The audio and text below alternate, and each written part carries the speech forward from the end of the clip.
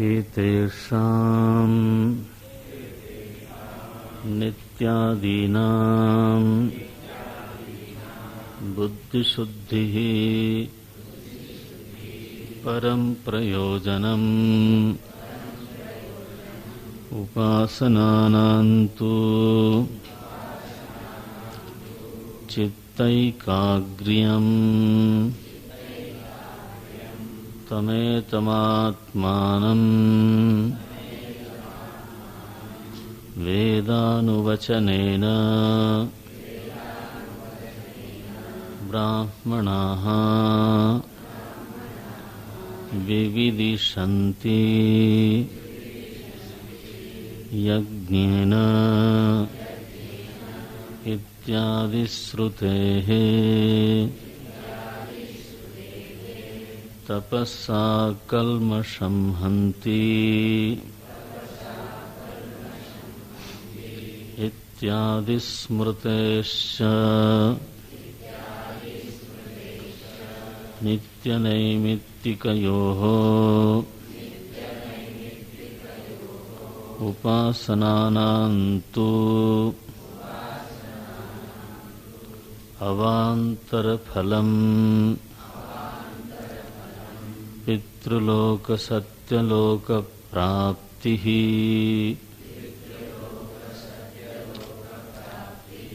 कर्मणा पितृलोकः विद्यया देवलोकः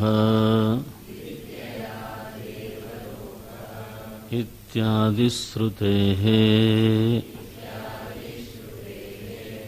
एतेषां नित्यादीनां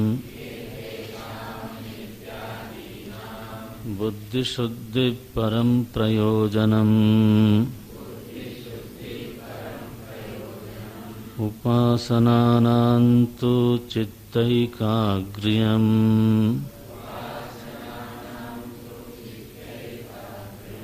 तमेतमात्मानं वेदानुवचनेन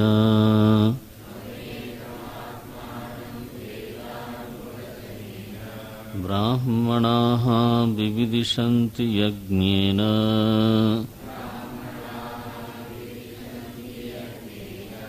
इत्यादि श्रुतेः तपसा कल्मषं हन्ति इत्यादि स्मृतेश्च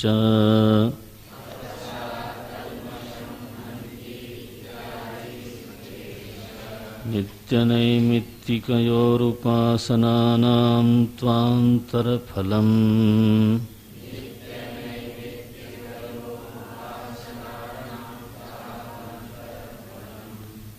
वो भी सीखना चाहिए, संधि सहित उच्चारण भी सीखना चाहिए। बल्कि प्रौढ़ उच्चारण माना जाता है जब संधि सहित किया जाए।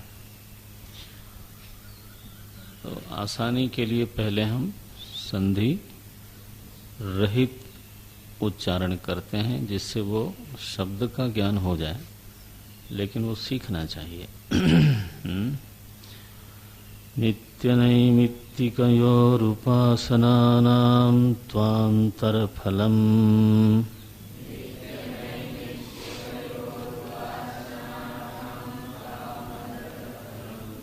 पितृलोकसत्यलोकप्राप्तिः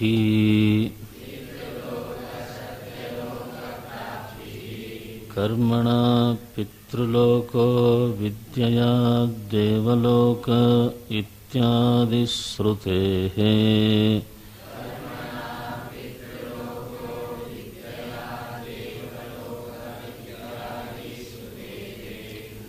अब बताते हैं कि कौन सी औषधि से कौन सा रोग ठीक होता है। क्या बोलते हैं? एतेषां नित्यादीनां बुद्धिशुद्धि परम प्रयोजनम। देखो, 3 कर्मों से तो बुद्धि शुद्धि होती है। नित्य कर्म, नैमित्तिक कर्म और प्रायश्चित कर्म। बहुवचन है ना। एतेषां नित्यादीनां, तो बहुवचन में तीनों कर्म आए। नित्य नैमित्तिक प्रायश्चित एतेषां नित्यादीनां बुद्धि शुद्धि परम प्रयोजनम। यह जब धर्मानुष्ठान करते हैं, इसको तीनों कर्मों को कभी एक में मिला देते हैं, एक शब्द बनाते हैं, नियतम कुरु कर्मत्वम। ये तीन कर्म मिल करके एक कर्म भी कहलाते हैं। क्या है वो? बोले नियत कर्म है ये, नित्य कर्म, नैमित्तिक और प्रायश्चित। गीता में इसके लिए एक ही शब्द दिया, नियतम कुरु कर्मत्वम कर्मज्यायो ही अकर्मणः। देखो तो ये तीनों तो कर्म हैं और इन तीनों को करना ही चाहिए। उससे क्या होगा? तो बोले बुद्धि शुद्धि परम प्रयोजनम। बुद्धि में जो रजस के विकार हैं, बुद्धि में जो तमस के विकार हैं, बुद्धि में जो आग्रह है, बुद्धि में जो राग द्वेष का प्रभाव है, बुद्धि में जो रुचि की प्रधानता है, ये सब विकार ही हैं। देखो भाई, नैमित्तिक कर्म करना है, अगर मैं उसके प्रति प्रतिबद्ध हो जाऊं तो अपनी इच्छा को प्रधान बनाना छोड़ना पड़ेगा। ये इच्छा परायण होकर के जीवन जीने वाला व्यक्ति कभी भी नित्य नैमित्तिक कर्मों का ठीक अनुष्ठान कर नहीं सकता। वो तो माने झक्की जिसको बोलते हैं, मूडी, अंग्रेजी में फिर भी थोड़ा सोबर लगता है। इच्छा परायण व्यक्ति क्या है? हमको जो बात अच्छी लग गई वो तो हम कर देंगे, और जो हमारा कर्तव्य तो है लेकिन समहाउ और अदर मुझको अच्छी नहीं लगती, बस तो फिर नहीं करेंगे, या उसको करने में प्रमाद करते हैं, ढिलाई करते हैं, टालते हैं, बल्कि उसको कैसे नहीं हो सकता है इसके लिए तर्क खोजते हैं।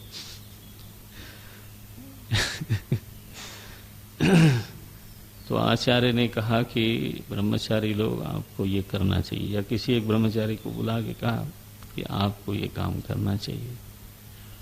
ये तो हो ही नहीं सकता। अच्छा, कैसे नहीं हो सकता? कैसे नहीं हो सकता? Logic number 1 2। मैं सोचता हूं इतना बुद्धिमान कैसे हो गया ये। वेदांत में तो कोई लॉजिक देता नहीं कभी, लेकिन नहीं करने के लिए इतने सारे तर्क गिनाते हैं।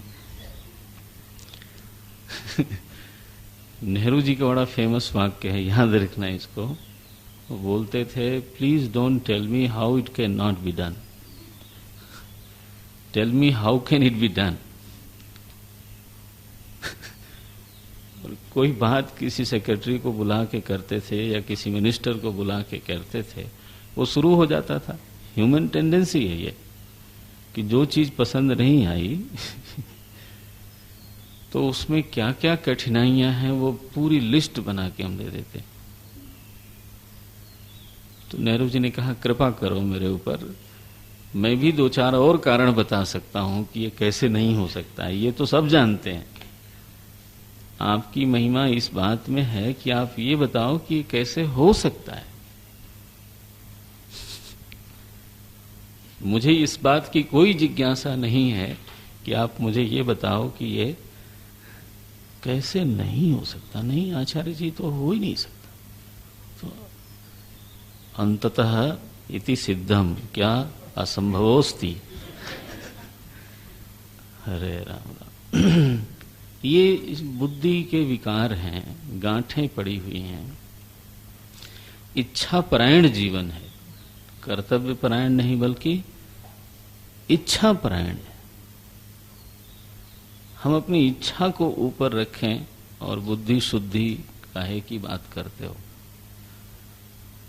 जब हम कर्तव्यनिष्ठ होने की बात सोचते हैं, एक बार कर्तव्य परायणता हमारे मन में आ गई तो उस समय फिर क्या हमको अच्छा लगता है यह बात नीची रहेगी, क्या हमको बुरा लगता है यह बात भी नीची रहेगी। राम जी को वन जाना कोई अच्छा थोड़ा लगा होगा, लक्ष्मण जी को तो बिल्कुल ही नहीं अच्छा लगा, और जानकी जी को क्या वो खुश थी क्या? अरे राम जी जा रहे थे इसलिए जाना है, हैं? जितने महापुरुष हुए हैं अगर वो अपनी इच्छा को ऊपर रखें, हैं? तो कोई भी कर्तव्य कर पाएगा क्या? तो बुद्धि शुद्धि के लिए ये परम औषधि है। बुद्धि शुद्धि कैसे होती है? जब हमारा जीवन राग द्वेष से प्रभावित न हो, और अगर ऐसा पूरा न हो पाए तो कम से कम राग द्वेष की प्रधानता न हो। अब आप गीता पढ़ेंगे, लेकिन मैं अभी उदाहरण दे देता हूं। भगवान ने कहा आप कैसा जीवन जियो, मेरा आदेश है, मेरा सुझाव है कि आप ऐसा जीवन जियो। कैसा भाई? तो बोले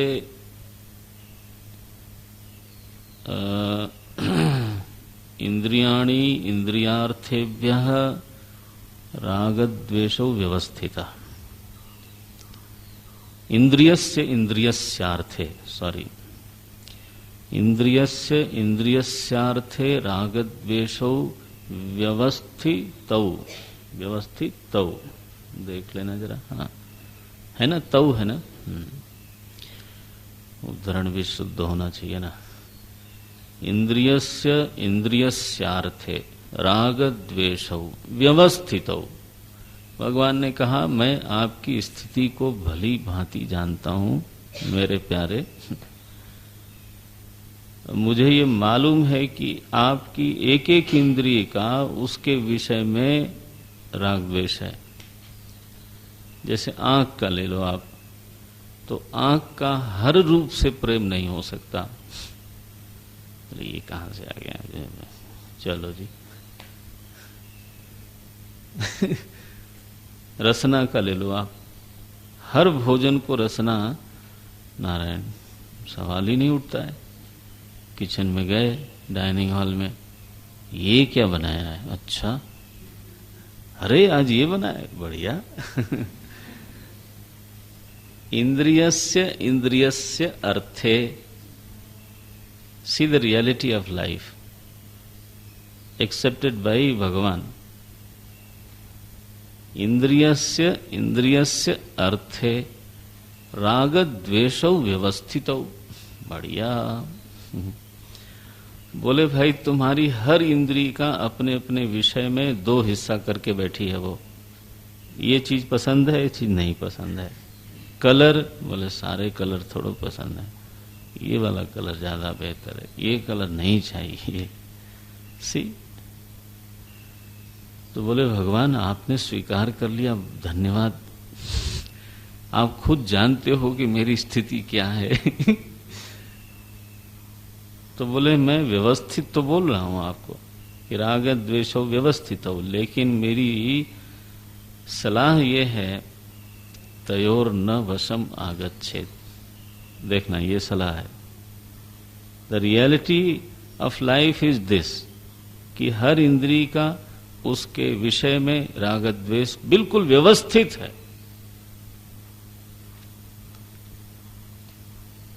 बढ़िया लगता है ये। मेरी सलाह क्या है? राग द्वेष मत करो। बोले ये इम्प्रैक्टिकल होगा, ऑलरेडी आपके भीतर है, तो क्या करूं? बोले तयोर वशम न आगच्छे। अपनी रुचि और अरुचि के वश में मत आना। आप रुचि अरुचि रख लो, रखो, क्योंकि आप हर भोजन को तो पसंद नहीं कर सकते। ये जीवन का एक सत्य है। हर रंग को पसंद नहीं कर सकता व्यक्ति, ये हर व्यक्ति का सत्य है। लेकिन अब वशम आगच्छेद का क्या मतलब हुआ कि यह चीज मिले तभी भोजन होगा, और नहीं मिले तो बस नारायण। बना कि नहीं?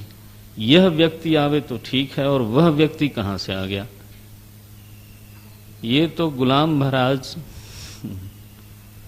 वशम हो, आप तो पूरी तरह से इन दो असुरों के वश में जी रहे हो। भगवान कहते हैं निकलो जरा स्वाधीन बनो। तयोर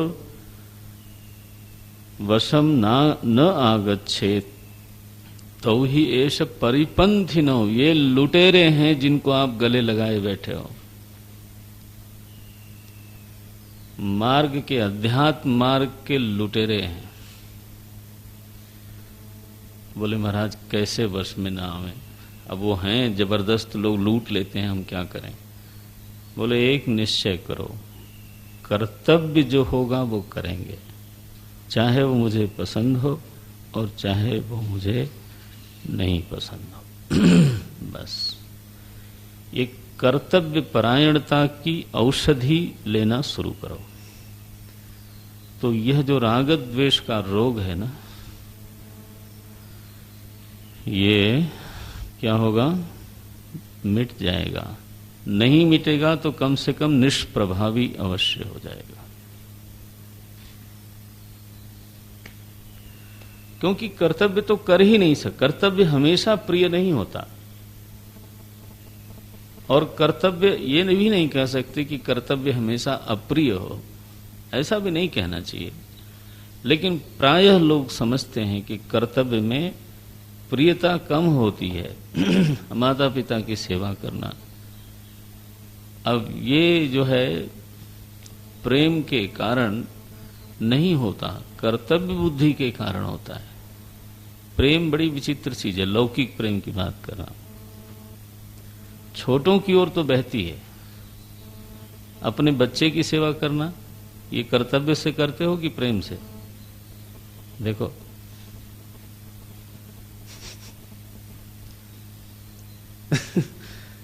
लेकिन माता पिता की सेवा करना, अब आप देख लो सोच के, फिर वहां आता है नहीं मेरी ड्यूटी है। मुरारी बापू दृष्टांत दे, बड़ा बढ़िया दृष्टांत दिया। बोले गर्मी का दिन था और बरसात आने वाली थी, तो गांव में खपरेल होते हैं, खपरेल का मकान बनता है। तो बोले वो ठीक कर रहा था किसान, और धूप हो गई बहुत तेज। तो उसका बूढ़ा बाप जो है उसको परेशान हो रहा था अंदर से कि इतनी धूप लग रही है और ये खपरेल पे चढ़ा हुआ है। तो वो बार बार निकल के आए, बोले भाई उतर आओ, 10 बज गए, 11 बज गए, धूप लग रही है। बोले आप क्यों परेशान होते हो, आप बैठो कमरे में। अब उससे रहा नहीं गया बूढ़ो से।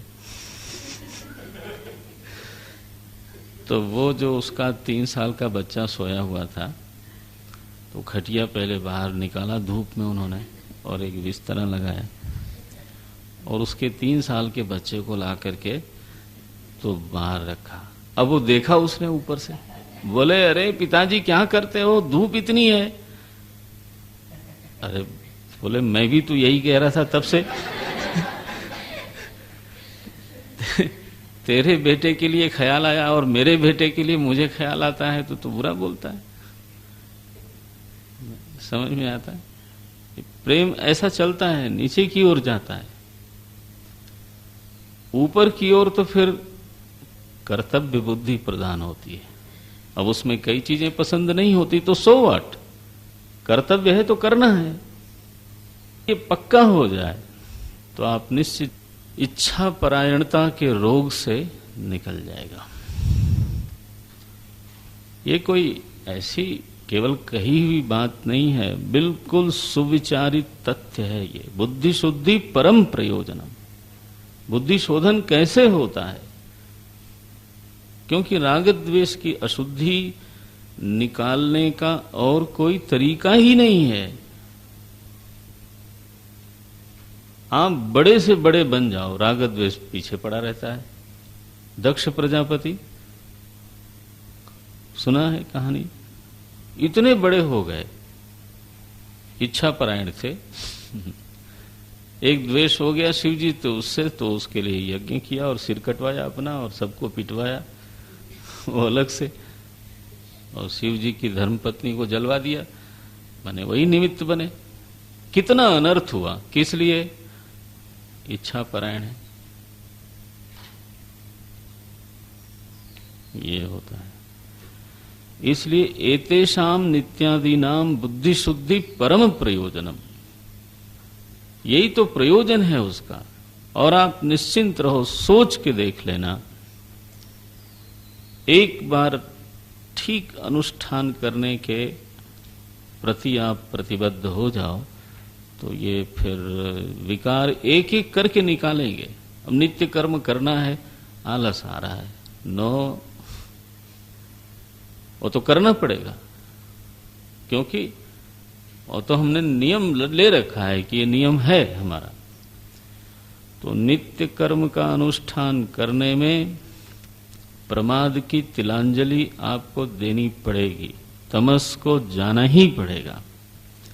बोले आज मन नहीं है, संध्या नहीं करते हैं। अरे मन नहीं है तुम्हारा, क्यों नहीं है? आलस हो रहा है, धो उसको आलस को। बोले इस दिन व्रत करना पड़ेगा, नित्य कर्म में ये आता है, नियम लेना पड़ेगा। समझते हो आप धर्मानुष्ठान में क्या होता है? जब आप नियम लेते हो, व्रत करते हो, तो आत्मबल बढ़ता है, वासना बल घटता है। जीवन जो है, अभी जैसे भागवत हुई, आप सभी लोग उसमें थोड़ा अपने स्वाद चखा होगा। अब उसमें तो कुछ नियम से रहना पड़ता है 7-8 दिन। अब आप लोगों की तो और भी सेवा थी, लेकिन जो लोग कर रहे थे, यजमान थे, साथ में थोड़ा हम लोग भी कर रहे थे। तो अब उसमें आत्मबल बढ़ता है, पता लगता है कि मैं ये कर सकता हूं। बोले आलस हो रहा है, आलस की छुट्टी करो। 5:30 बजे तो वहां यजमान पूजा करने पहुंच जाते थे, करते थे। आखिर वो जो धर्म पालन है, उसने उनको क्या दिया होगा परोक्ष रूप से? नियम पालन करने की सामर्थ्य। उससे क्या हुआ? जो वासना बीच में आती है रोकने के लिए, तमस जो बीच में आता है रोकने के लिए, राग द्वेष जो आता है बीच में रोकने के लिए, वो सब एक तरफ नहीं, नियम लिया है, ये करना है।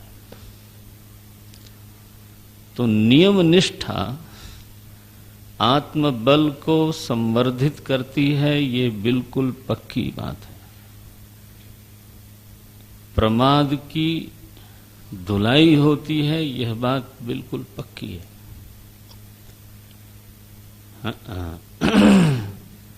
इच्छा, रुचि, द्वेष, इसकी निवृत्ति होती है, यह बात पक्की है। देख लो आप। तो बुद्धि शुद्धि हमारे शास्त्र बोलते हैं, आप ये करो ना, ऐसा जीवन एक बार जियो। थोड़े दिन के लिए ले लो, 7 दिन के लिए ले लो, 5 दिन के लिए ले लो, तब देखो आप इनमें से जितने विकार हैं उनको आपको छोड़ना ही पड़ेगा। और जितने वो छूटेंगे उतना ही अनुष्ठान ठीक होगा। जितना अनुष्ठान ठीक होगा उसमें आनंद प्रकट होगा। संयम का आनंद एक अपना होता है, उसमें आनंद प्रकट होगा तो नियम प्रेम बढ़ेगा। हाँ, जो लोग महाराज नियम पूर्वक जीवन जीने लग जाते हैं, वो उनको लोग कहते हैं ये एडिक्शन है। हाँ, क्योंकि उस संयम में प्रेम हो गया ना। टहलने वाले, सुबह उठने वाले, सुबह उठते ही नहाने वाले। अब हम लोग जब घर पे कभी थे तो थोड़ा सुबह नहाते थे, पता चला कि खेती वेती करवा के आए, वापस 12 बजे नहाए, कुछ बुरा नहीं लगता था। अब आज जरा करके देखो, आज अगर आप सुबह सुबह सब कर्म से निवृत्त न हो जाओ तो कैसा लगेगा? अरे क्या हुआ, अभी नहाए नहीं, क्यों हुआ? ये किसी ने उपदेश किया था। वो जो प्रातः स्नान का जो आनंद है, अब वो आपका एडिक्शन है। शुद्धि परम प्रयोजनम। आप एक बार अपने को इस प्रक्रिया में डाल दो, वो प्रक्रिया स्वयं आपका परिमार्जन करके, खिंचाई नोचाई सब कर करा के हाँ 3 बजे उठना पड़ेगा। अरे कर्तव्य है आपका। गुरुजी को लेने जाना है मानो पठानकोट, कितने बजे ट्रेन आती है? बोले 6 बजे। 2 घंटे जाने में लगते हैं। कितने बजे चलना पड़ेगा? 4 बजे, पौने 4 बजे। कितने बजे उठना होगा? 3 बजे, पौने 3 बजे। अब ये तो बहुत ही कठिन है। हाँ मैं तो कभी नहीं उठा। हाँ ठीक है। कर्तव्य परायणता जब आती है तो फिर वेयर आर यू? आपकी क्या बात है? आपके विकार, आपके प्रमाद, आपकी रुचि, आपकी आदत, उसकी क्या बात है? फिर तो जो कर्तव्य की मांग है वो आप करो। और इस प्रक्रिया में आग्रह के लिए कोई जगह नहीं है। आप समझते हो? मुझे अच्छा लगता है, नहीं अच्छा लगता है, इसके लिए जगह नहीं है। तमस आज है, कोई जगह नहीं है। तो एक दवाई लो और आप देखो कितने रोग निकलते हैं। क्या रोग है, क्या दवाई है? नियतम कुरु कर्मत्व। बस कर्तव्य परायण हो जाओ। इच्छा परायणता का जीवन पशु का है। पशु वृत्ति से मनुष्य देह मिलने पर भी अभी हम नहीं निकले। आखिर बैल सीधे रास्ते जाता है, बीच में हरा हरा खेत आया तो किधर जाएगा वो?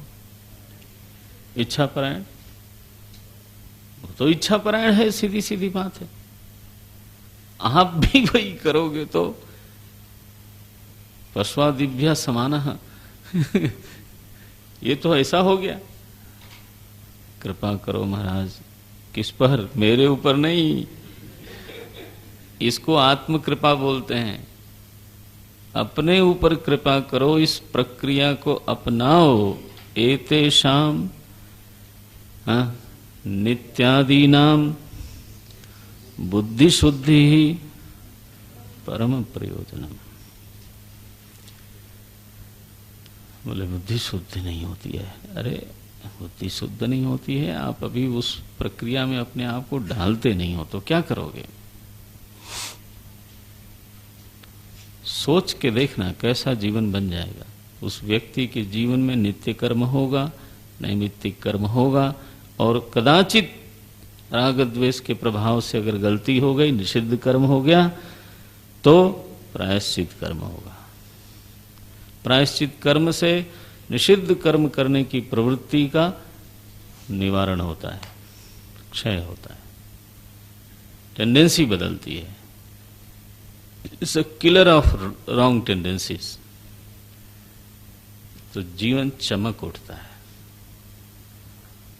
जितनी मलिनता है, जितनी गंदगी है हमारे व्यक्तित्व में, जिनकी वजह से कुरूपता है, वो सब के सब छुट्टी।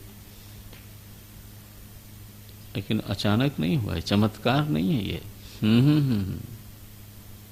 अनेक करते रहो। जितना बढ़िया संयम सिद्ध हो जाए, जितना एतेषाम नित्यादीनाम, जितना अधिक अनुष्ठान इसका ठीक से हो, उतना ही बुद्धि शुद्धि परम प्रयोजनम। बोले महाराज उपासना का क्या फल है?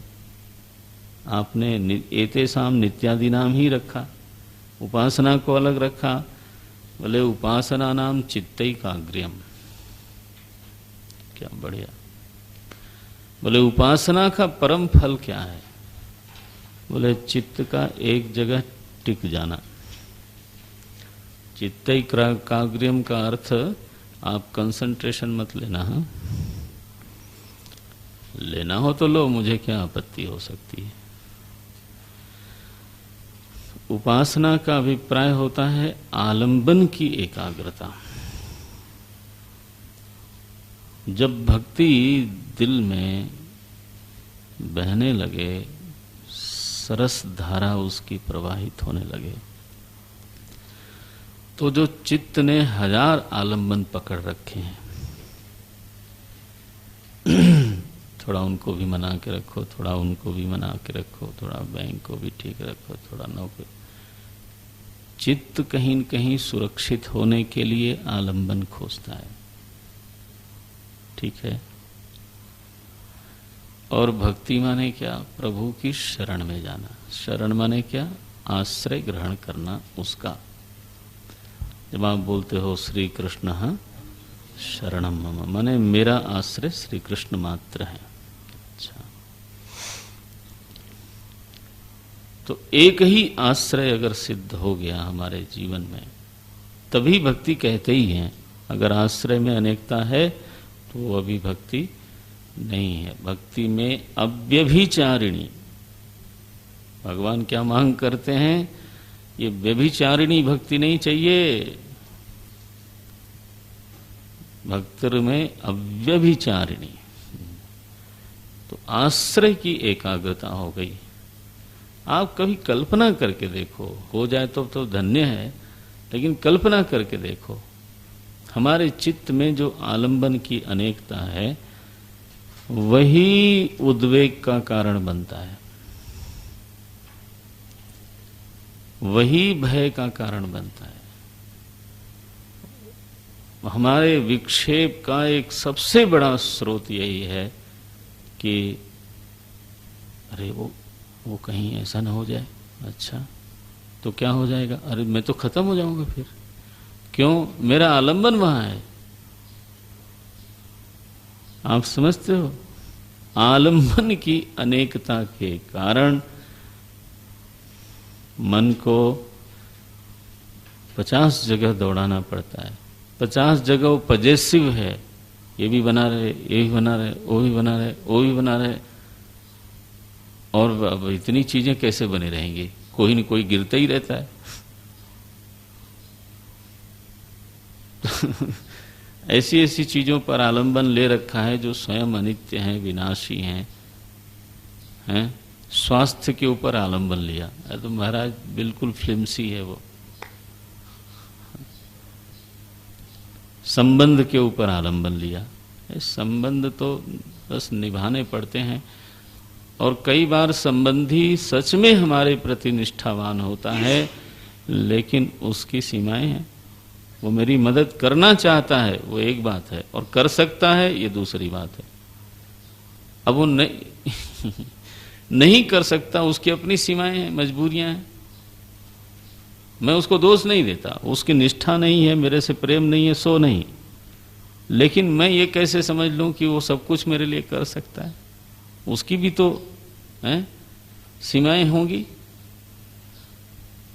और उस संबंध पर हमने आश्रय ले रखा है, तो उद्वेग होगा कि नहीं? सास बहू का झगड़े इस बात पर होता है। और बोले जिस बेटे पर उन्होंने आश्रय लिया था वो उसी पर उन्होंने आश्रय ले लिया। अब एक ही आदमी दो का आश्रय बनेगा तो खींचातानी तो। अब मैंने ऐसे बोल दिया आपको, आप लोगों को क्या पता, हमें भी क्या पता। मैं तो केवल दुनिया में देखता हूं, दैट्स ऑल।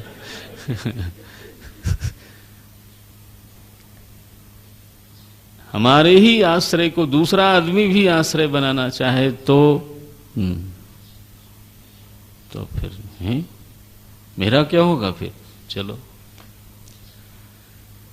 आश्रय एक हो जाए तो चित्त की एकाग्रता स्वाभाविक हो जाती है।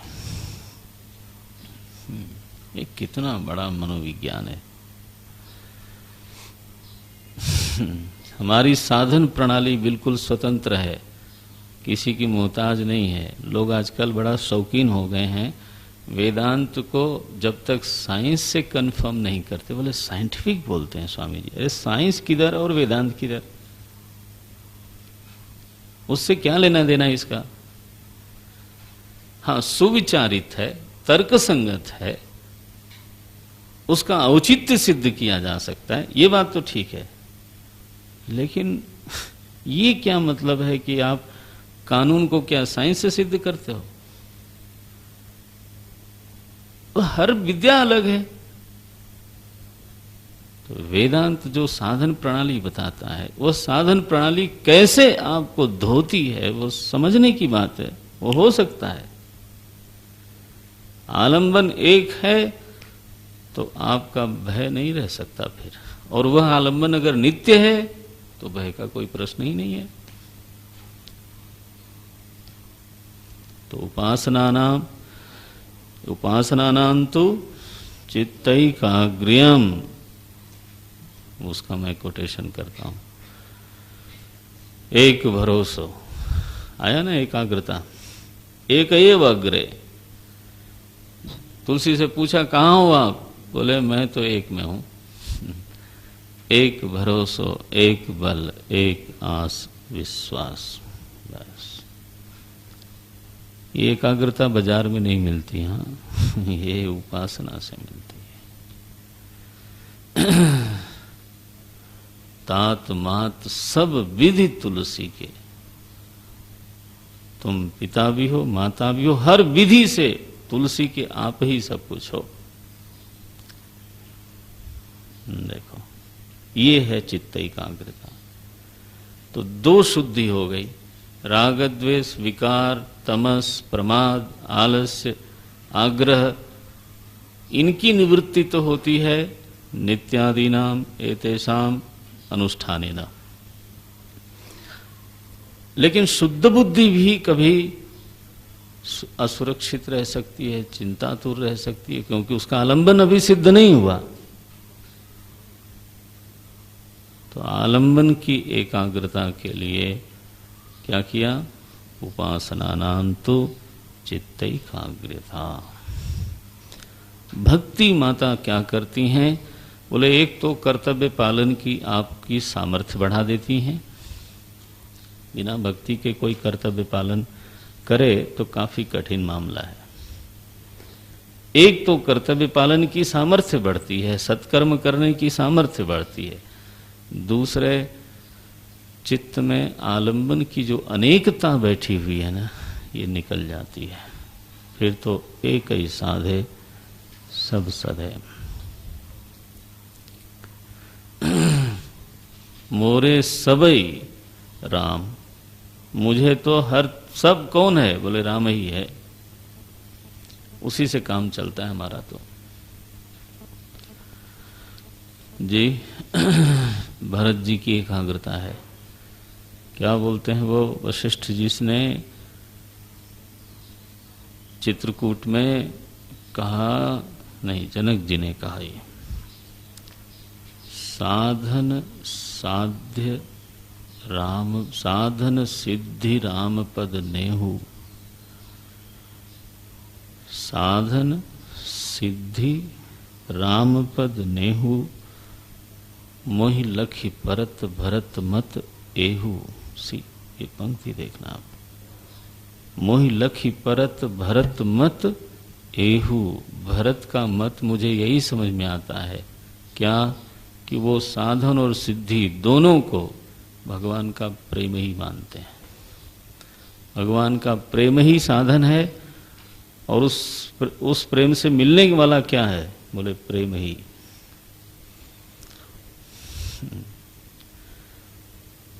उन्हीं के प्रेम से साधन होता है, और साधनों का फल क्या? बोले उनका प्रेम मेरे प्रति बढ़ जाए, और क्या, और क्या चाहिए।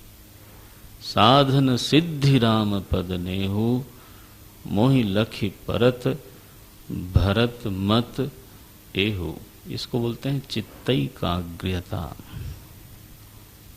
उपासना नाम तो चित्तैकाग्र्यता परम प्रयोजनम। अब देखेंगे हम दूसरी कक्षा में।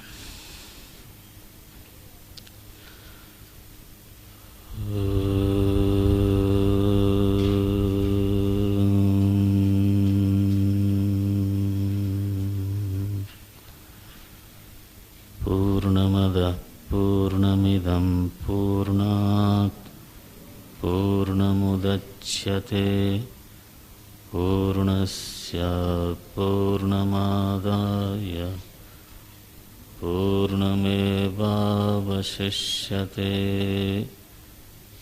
ओम शांति शांति शांति। बुद्धि का जो अचूक उपाय है वैदिक उपाय है वो यही है कि हम अपने कर्तव्य कर्म का, जिसमें 3 चीज़ें आती हैं, नित्य, नैमित्तिक और प्रायश्चित, इन तीनों कर्मों का ठीक रीति से अनुष्ठान करें। पहले उसको समझ लें और फिर उसको ठीक ठीक से करें। तो इस उपाय के द्वारा बुद्धि में जो विकार हैं, आग्रह हैं, ग्रंथियां हैं, तमस का प्रभाव है, आलस्य प्रमाद, रजस का प्रभाव है, विक्षेप, काम, क्रोध, है ना, रजोगुण समुद्भव, कामेशः क्रोधेशः रजोगुण समुद्भवः। ये सारे दोष हमारे चित्त में, ये सारी मलिनताएं हमारे चित्त में अभी लगी हुई हैं। इनके निस्सरण का, इनके निस्तारण का जो उपाय है वो है कर्तव्य कर्म का अनुष्ठान करना। बहुत संक्षेप में बोलें तो जीवन को इच्छापरायण जीवन से ऊपर उठ करके कर्तव्यपरायण जीवन में प्रवेश करना। वो एक ही दिन में 100% परिवर्तन नहीं होगा, लेकिन प्रतिशत बढ़ाते जाना चाहिए। इच्छा परायणता हमारे जीवन में कम होती जाए और कर्तव्य परायणता बढ़ती जाए। प्रतिदिन कुछ न कुछ विकास हो, इसी को साधना कहते हैं। उपासना से, बोले भक्ति से, तो चित्त की एकाग्रता प्राप्त होती है। चित्त की एकाग्रता मैंने कहा था आश्रय की एकाग्रता।